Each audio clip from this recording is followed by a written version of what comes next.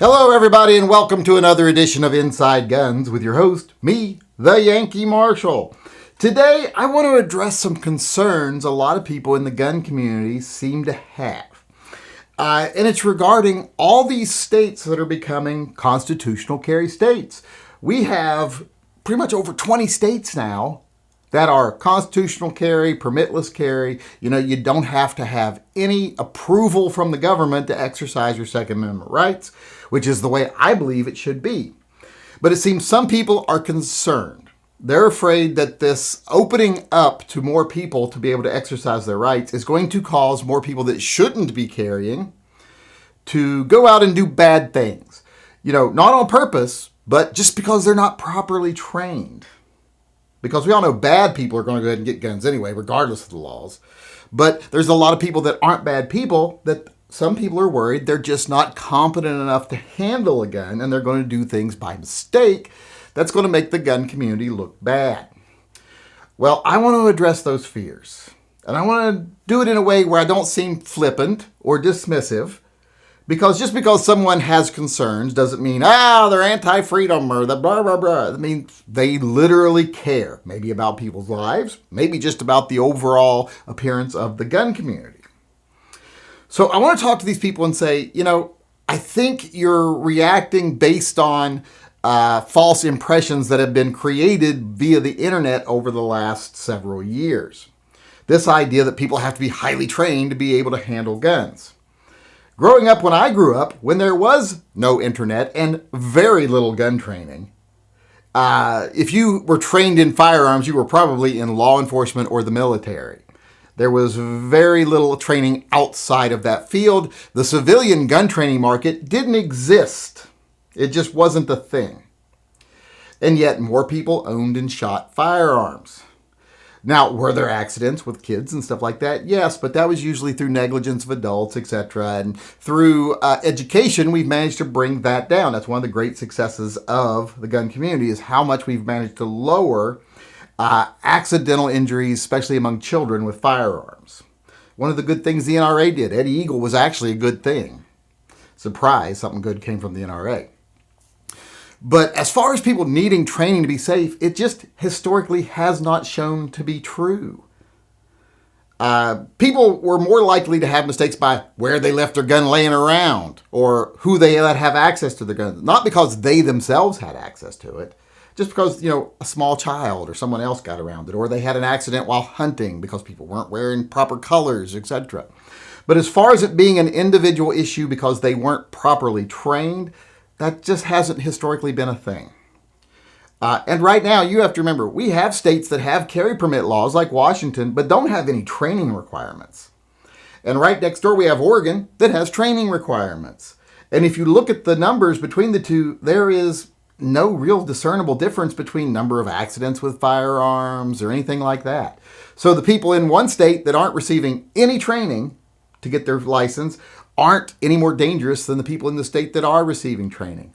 And it's that way every time you look at any circumstances with states that require little or no training and states that require a lot more intense training.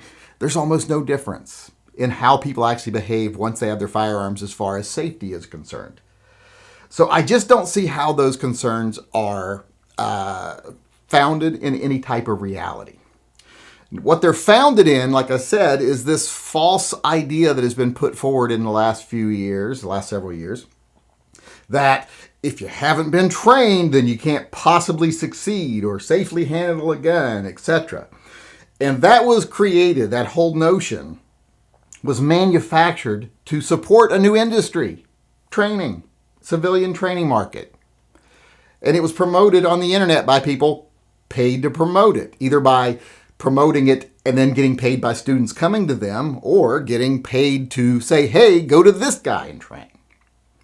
And it became a very tactical mindset that I've had this many training courses and blah, blah, blah. And I remember once a certain trainer, we won't say his name because, he likes to say his name enough, but we won't say it right here, when he said that people that aren't trained just don't have a good chance of surviving bad situations. And I said, dude, I know people in the backwoods of West Virginia that have never had a day's worth of training. And if you dropped you and them both into the woods somewhere with the weapons of your choice, within a day, they'd be wearing you as a hat. And he got mad at me for that. And it's just reality. It's practice that matters, not training. You can go every 6 months and take a training course. If you don't practice as much as the guy next to you, the guy next to you is probably going to get better than you. All he did was look up some basics and go practice until he got it right. You just wasted a lot of money on training courses. And I'm not saying wasted. I guess I shouldn't use that word because that is flippant. It's not wasted. Training's awesome. It's fun. It's like live action role play, a grown-up role play. You really learn things you wouldn't never think of, things you may never use again and may not be that important, but just really cool stuff you might not have thought of. So I encourage people, if you have a chance to take training and you can afford to take training, to do it. If not, don't feel like you're somehow left out, that you're not going to be able to succeed. We have the internet now. And even though the internet, like I said, has created this false idea that training is necessary, even though it's never existed through most of our history, there is still a lot of good info on the internet about training and about the basics of shooting. So pay attention to stuff you see and then go out and practice. But for those of you that are concerned that, oh my God, the gun community is going to be nothing but a rash of accidents now and people shooting themselves in the foot, as someone who has shot themselves in the foot, I just don't think that's going to happen. There's no statistical evidence that backs that up. We've spent most of our lives without civilian gun training, and it's really not that complicated. Gun usage is pretty much, other than learning to hit your target properly, which is a lot more intensive, but as far as just being safe, that's not hard. The hole with the end with the hole in it, always just point that away from you at things you actually want to hurt. Never pull the trigger unless you actually do want to hurt something. Never even touch the trigger unless you're actually trying to hurt something. And you'll be fine if you just follow those rules. Don't point it at things. Don't touch the trigger. That's basically it as far as safety. And then you get into the things like safety for others, like don't leave it laying around if you have small kids. Don't leave it places where criminals are going to get a hold of it. Just basic common sense that you're either smart enough to understand on your own or no amount of training is going to make you smart enough to understand. So this notion that everyone has to be highly trained or there has to be restrictions on carry or just everybody will do it and the wrong type of people will be doing it. I think most people that don't carry now probably still won't carry even when they're in a constitutional state. And you got to remember, a lot of the people that are the worst type of people, they don't make a lot of good choices in their life, so they usually, aren't going to spend the money for a decent firearm to carry. But some of them do. I will have to say right now, my nephew is pretty much a waste of skin. Let's just say that. Or at least he has been most of his life. He's trying to get his act together now. And he's doing a lot better in recent years. He carries. He lives in West Virginia, a state where you don't have to be trained. And even though he was a moron, this kid's a moron most of his life, he's never had an accident with his gun. He knows to keep it away from his kids. So even an idiot can be responsible with their gun. And like I say, smart people make mistakes all the time. They get complacent. They get, arrogant. So I just have never seen any evidence that requirements for training makes any difference as far as people having accidents, and definitely not for doing something stupid. People who do stupid shit, training's not going to stop them. They're just stupid.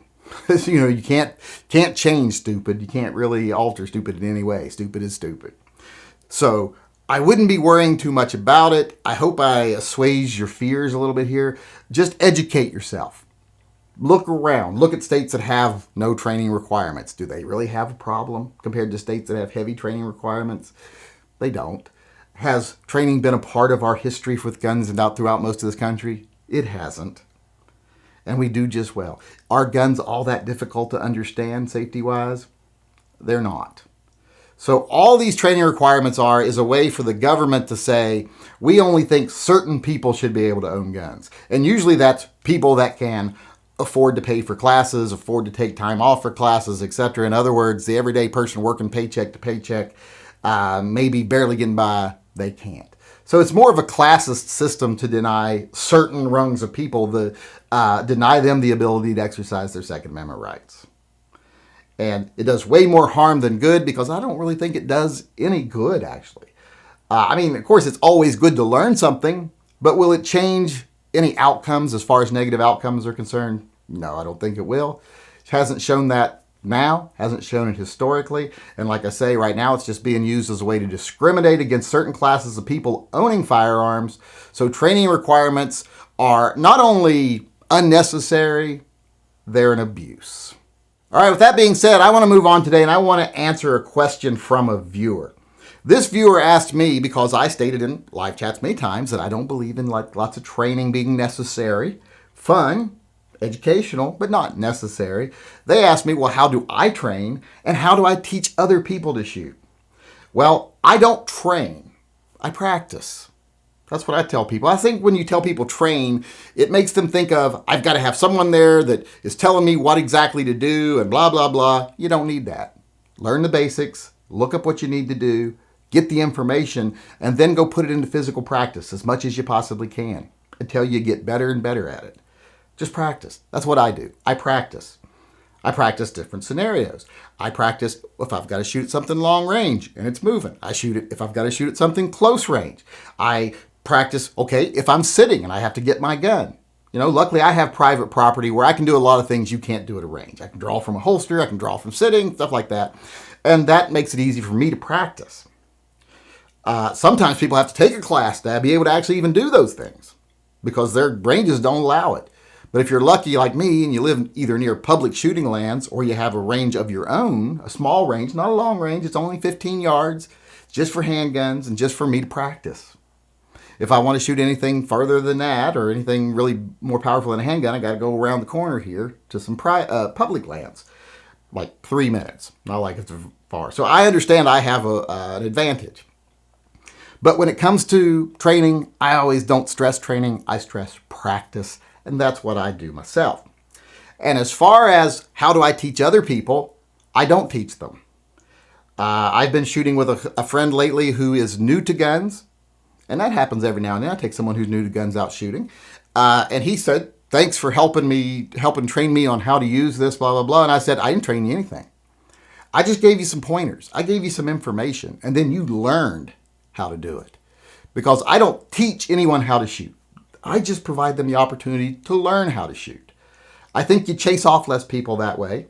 You let people develop a style that works for them better that way. So that's how I look at training.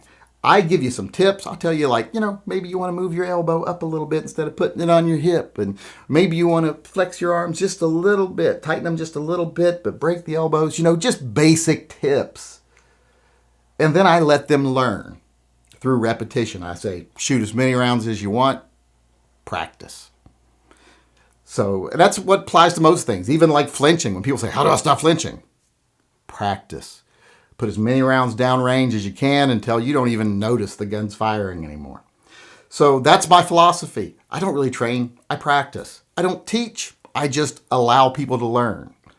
And I think if you do that, not only will you be a good shooter if you put the time in and practice, at least as good as you want to be or as good as you need to be, but also if you just let people learn at their own speed and their own way and maybe just help them, guide them, give them some tips, you'll chase off less people. They'll be more interested in shooting, and it won't seem like this complicated, intense thing that some people see it as. It's just a simple thing. It's a sport, for God's sakes. And it's something that can save your life as well. So to me, going shooting, learning to shoot, shouldn't be any more stressful than learning to hit a baseball. Only difference is learning to shoot might save your life. All right, everybody, I want to end the show today with our pet rescue of the day. And today we have Pedro and Napoleon, 2 kitty cats that were adopted by John Wheatman, one of our regular viewers. And I will say Wheatman's last name because he uses it in his screen name, so I don't think he's shy about it. But he adopted Pedro and Napoleon 15 years ago, and they are a very important part of his family. He loves them very much. One of the best things he ever did, he said. And he said the best breed of cat is a rescued cat. And I kind of agree with that. But I do have a couple of problems with the pictures he sent. First off, how do you tell a cat is Hispanic? Pedro? I mean, I don't know what kind of information you got to back that up, but I'll give you the benefit of the doubt on that. But the other thing is, you've given these cats access to a firearm. Do not give cats access to firearms. That should be one of the rules of safety. There should be like rule 6. Don't give cats guns. Because if you teach a cat how to shoot, or if you just leave them around a gun long enough for them to work it out themselves, that's going to be carnage. So just don't do that. That's one thing I want to say. Napoleon looks very interested in it here. Now, another thing I will say here, though, is that he says that Napoleon is a fan of my show. Actually watches my show here. So, hi, Napoleon. The fact that Pedro doesn't watch it is kind of sad to me, though, because I have been having a hard time connecting with Hispanic audiences, and I really need to work on that. But I wanted to take some time today to say congratulations to Napoleon and Pedro for many years ago finding their forever home. And I wanted to say thank you to John Wheatman for being a good human and giving them that forever home. All right, everybody, that's our show for today. I hope you enjoyed it, and I hope you come back again Monday. Until then, I'll sign off as usual by saying, as far as the state of the world today is concerned, it is what it is. But if we continue to ignore the fearmongers and the profiteers and the propagandists and the people who just want to line their own pockets and manipulate us through fear and anger, if we continue to ignore those people and fight smart and hard for our freedoms in this country, what things will be in the very near future is better.